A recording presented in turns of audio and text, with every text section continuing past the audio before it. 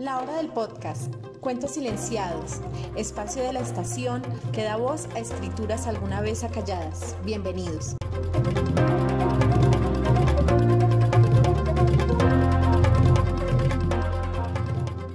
Hoy en Cuentos Silenciados leeremos la historia 1 de la tercera jornada de El Decamerón, de Giovanni Boccaccio. Historia de Maceto da Lamporecchio. En esta comarca nuestra hubo y todavía hay un monasterio de mujeres muy famoso por su santidad, al que no nombraré por no menguar en nada su fama. En él, no hace mucho tiempo, vivían solo 8 mujeres con una abadesa, todas ellas jóvenes, y había un buen hombrecillo, hortelano de su hermosísimo jardín, que descontento con la paga pidió la cuenta al administrador de las monjas y regresó a Lamporecchio, de donde era. Entre los otros que alegremente lo recibieron allí, había un joven labrador, fuerte y robusto, y de hermosa figura para ser un villano, cuyo nombre era Maceto, que le preguntó dónde había estado tanto tiempo. El buen hombre, que se llamaba Nuto, se lo dijo, y Maceto le preguntó a qué se dedicaba en el monasterio, a lo que Nuto respondió. Trabajaba en un jardín hermoso y grande, y amén de esto iba alguna vez al bosque a buscar leña, traía agua y hacía otros pequeños servicios. Pero las señoras me daban tan poco salario que apenas podía pagarme los zapatos. Y además son todas jóvenes y parece que tienen el diablo en el cuerpo, que no se hace nada a su gusto. Así, cuando yo trabajaba alguna vez en el huerto, una decía, pon esto aquí, y otra, pon aquello aquí, y la otra me quitaba el azadón de la mano y decía, esto no está bien. Y me encordiaban tanto que dejaba el trabajo y me salía del huerto, con que entre unas y otras no quise estarme más y me he venido. Y el administrador incluso me pidió, cuando me vine, que si sabía de alguien que entendiera de eso, se lo mandase y se lo prometí. Pero así le guardé Dios los riñones, que ni buscaré ni le enviaré a nadie. Oyendo las palabras de Nuto, a Maceto le entró un deseo tan grande de estar con aquellas monjas que todo se derretía, comprendiendo por las palabras de Nuto que podría alcanzar algo de lo que él deseaba. Pero percatándose de que no alcanzaría si decía algo a Nuto, le dijo, «Ah, qué bien has hecho al venirte. ¿Qué es un hombre entre mujeres? Mejor estaría entre diablos. De cada 7 veces, 6 no saben lo que ellas mismas quieren». Pero luego, terminada su conversación, empezó Maceto a pensar cómo se las arreglaría para estar con ellas. Como sabía hacer bien los servicios que Nuto decía, no temió ser rechazado por eso, aunque sí sospechó que no lo admitirían porque era demasiado joven y atractivo. Por lo que dándole muchas vueltas pensó, el lugar está bastante lejos de aquí y nadie me conoce. Si me finjo mudo, seguramente me admitirán. Con esta idea se echó un hacha al hombro y sin decir nada a dónde iba, se fue al monasterio como si fuese un pobre. Allí entró y por casualidad encontró al administrador en el patio, y por gestos como hacen los mudos, mostró que le pedía comida por amor de Dios y que él, si lo necesitaba, le partiría la leña. El administrador le dio de comer de buena gana y después le puso delante unos tocones que Nuto no había podido partir y que él, que era fortísimo, partió en breve. El administrador, que necesitaba ir al bosque, lo llevó consigo y allí le hizo cortar leña. Después, poniéndole el asno delante, le indicó por gestos que se lo llevase a casa. Él lo hizo muy bien, por lo que el administrador se lo quedó unos días para ciertas tareas que le eran necesarias. Y ocurrió que un día lo vio la abadesa y le preguntó al administrador quién era. Este le dijo, «Señora, es un pobre hombre mudo y sordo que vino un día de estos a pedir limosna.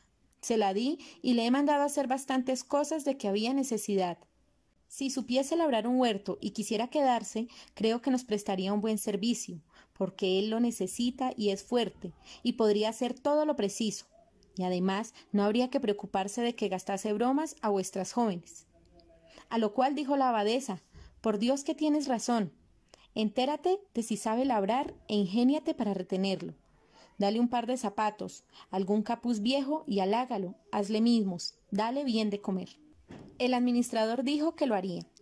Maceto no estaba muy lejos, mientras fingía barrer el patio oía todas estas frases, diciendo para sí alegre, «Si me metéis ahí dentro, os labraré el huerto también como nunca os han labrado».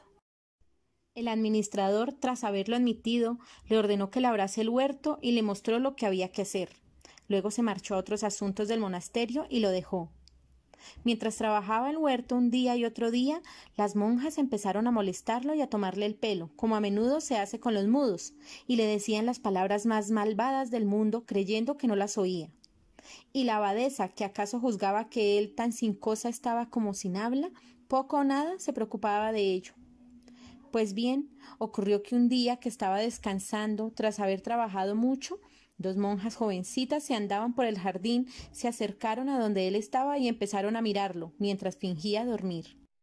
Una, que era más atrevida que la otra, dijo: «Si me guardas el secreto, te diré un pensamiento que he tenido».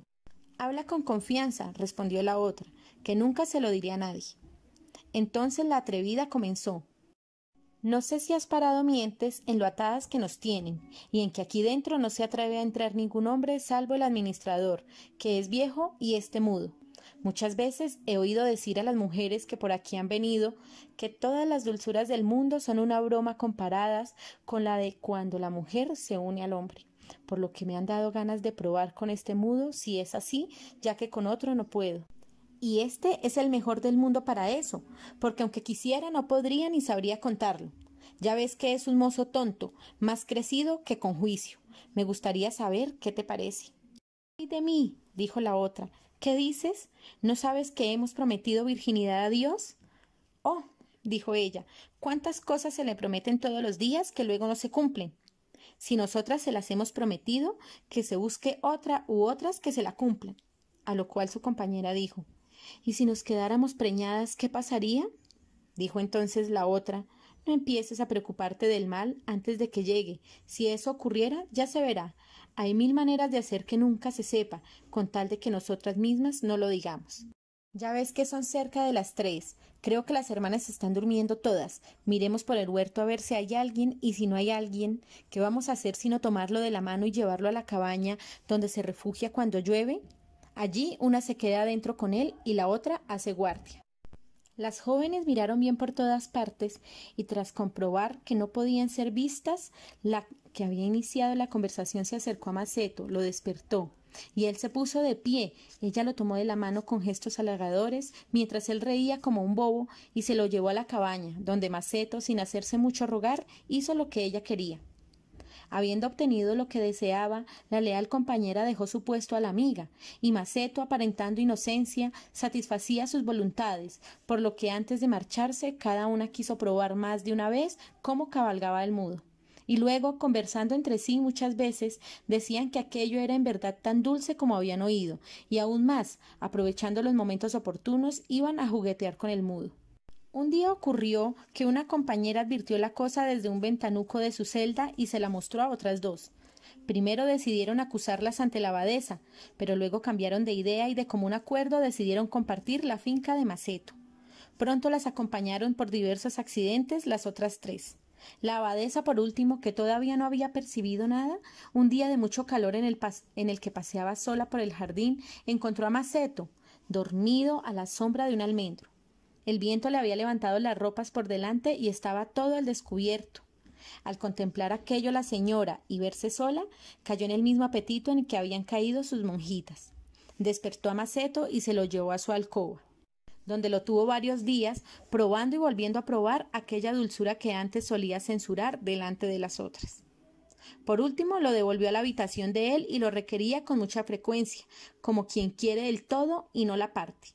Maceto, no pudiendo satisfacer a tantas, pensó que su mudez podría redundar en su perjuicio si duraba más, por lo que una noche, mientras estaba con la abadesa, soltó la lengua y empezó a decir: «Señora, he oído que un gallo basta a 10 gallinas, pero que a 10 hombres les cuesta trabajo satisfacer a una sola mujer, y yo tengo que servir a 9. Por nada del mundo podría aguantarlo más, pues con el hecho hasta ahora estoy reducido a tal que no puedo hacer ni poco ni mucho. Por ello, o me dejáis ir con Dios o encontráis remedio para esto». La señora, al oír hablar a quien creía mudo, dijo: «¿Qué es esto? Creía que eras mudo». «Señora», dijo Maceto, «sí lo era, pero no de nacimiento, sino por una enfermedad que me dejó sin habla, y por primera vez esta noche siento que me ha sido restituida, por lo que alabo mucho a Dios». La señora lo creyó y le preguntó qué quería decir con aquello de que tenía que servir a 9.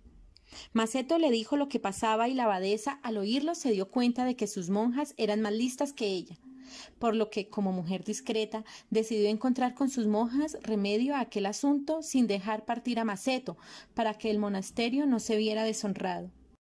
Y habiendo muerto por aquellos días su administrador, de común acuerdo declararon entre todas lo que habían estado haciendo unas a espaldas de las otras.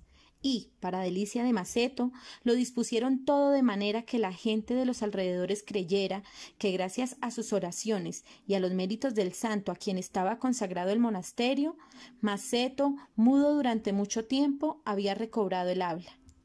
Lo nombraron administrador y se repartieron sus trabajos de tal modo que él pudo soportarlos. Y aunque con ellos engendraran bastantes frailecitos, tan discretamente se llevó la cosa que nadie se enteró hasta la muerte de la abadesa, estando ya Maceto casi viejo y deseoso de regresar rico a su casa, lo cual, cuando se supo, consiguió fácilmente. Así pues, Maceto, viejo, padre de muchos hijos, rico y sin tener el trabajo de alimentarlos ni pagar sus gastos, supo aprovechar su juventud con astucia y regresó al lugar de donde había salido con apenas un hacha al hombro, afirmando que así trataba a Cristo a quien le ponía los cuernos bajo la corona.